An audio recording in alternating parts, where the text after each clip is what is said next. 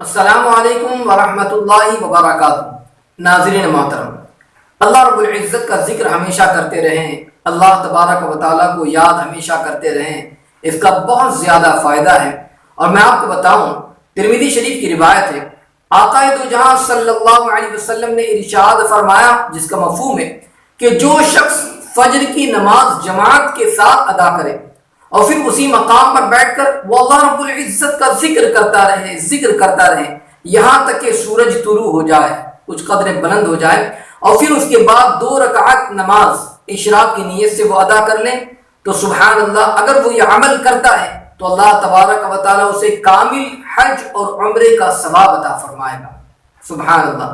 آپ دیکھیں کہ اگر کوئی بندہ فجر کی نماز اور فجر کی نماز ادا کرنا ہی ہے اور ہم ادا کرتے ہیں، تو اب فجر کے بعد کچھ دیر بیٹھ کر کچھ ذکر و اذکار کرتے رہیں یہاں تک کہ سورج طلوع ہو جائے، اور اس کے 20 منٹ کے بعد جو ہے ہم 2 رکعت نماز اشراق کی نیت سے ادا کر لیں، تو اللہ کی ذات سے امید ہے کہ اللہ تبارک و تعالیٰ ایک حج اور ایک عمرہ کا ثواب عطا فرمائے گا، آقا دو جہاں صلی اللہ علیہ وسلم کے فرمان کے مطابق۔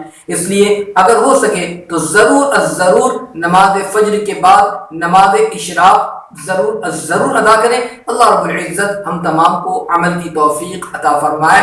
السلام علیکم۔